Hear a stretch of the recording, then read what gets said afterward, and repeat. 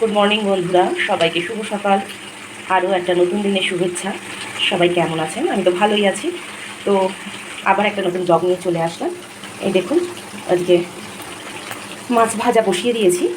এখনও ভাতটা চাপাইনি, মানে সব রেডি করে রেখেছি, দিয়ে গ্যাসটা জ্বালাইনি। আর মাছটা ভাজা হোক, তারপরে কি করি দেখি। মাছের ঝোল না ঝাল সেটা দেখাচ্ছি, দেখতে থাকুন। বন্ধুরা, এই সবজি বাজার নিয়ে চলে এসছে। দেখুন কী কী আছে দেখি, বার করি। বাবা, টুকরো টুকরো কেন জানি না। যাই হোক, এটাতে আদা, কাঁচা লঙ্কা, এটা থেকে ছিটকে বেরিয়ে গেছে। ও তখন দুরকম এটা হচ্ছে ঢেঁড়স, এটা আবার আর এক রকম বেগুন।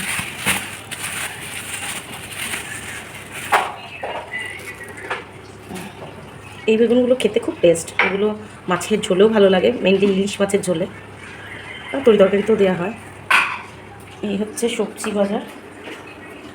আর এদিকে আলু। ও না, ব্যাগে কিছু নেই, ব্যাগ পুরো ফাঁকা। এই হচ্ছে মাছটাও ভাজা হয়ে এসছে। একটা পিঠ তো হয়ে গেছে, আর একটা পিঠ উল্টে দিয়েছি। মাছ ভাজা নামিয়ে নিয়েছি। এই যে মাছ ভাজা হয়ে গেছে।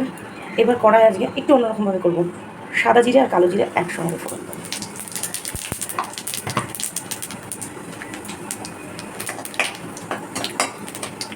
শুধু জিরে তেজপাতা দিয়ে ফোড়ন দিলে একরকম স্বাদ হয়, আর এটা দিয়ে দিলে এটা আর একরকম স্বাদ হয়, ভালো লাগে।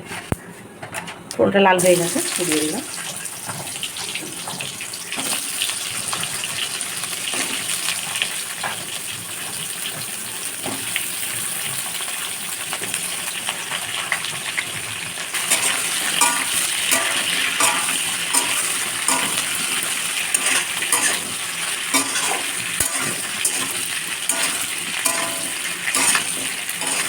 আলু পটলটা খুব ভালো করে ভাজা ভাজা করবো।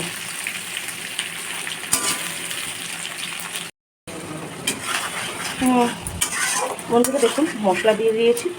মশলা বলতে কিছু না, এর মধ্যে পেঁয়াজও পড়েনি, শুধু জিরে আর আদা বাটা। এটা এখন ভালো করে কষাবো। এর থেকে তেল ছাড়বে দেখুন। আর এদিকে ভাতটা ফুটতে আরম্ভ করে দিয়েছি, দিয়ে দিয়েছি কটা ঢেঁড়স সেদ্ধ। দেখো, মাছের ঝোলটা হয়ে গেছে, মাছও দিয়ে দিয়েছি। বাস, এবার নামিয়ে নেবো।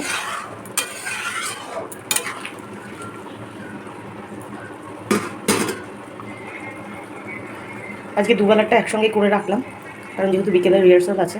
রিহার্সাল থেকে উঠে আর রান্না করাটা সম্ভব হয় না, ওই জন্য আজকে একেবারে রাত্রে ভাতই চালিয়ে দেবো।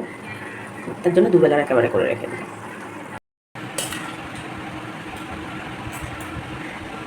বন্ধুরা, ঢেঁড়স সেদ্ধ গোটা গোটাই দিয়ে দিলাম, 4 পাতা শেষে মেখে নেবে।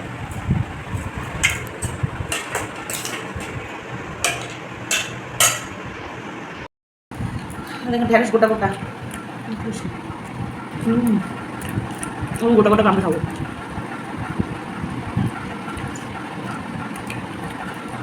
ওরা ঢেঁড়স খাওয়া হয়ে গেছে, সারাত সারাত চলে যায় গলার মধ্যে। এবার শুধু মাছের ঝোল, আগে কোনো ঝামেলাই করিনি। কেমন হয়েছে? খুব ভালো।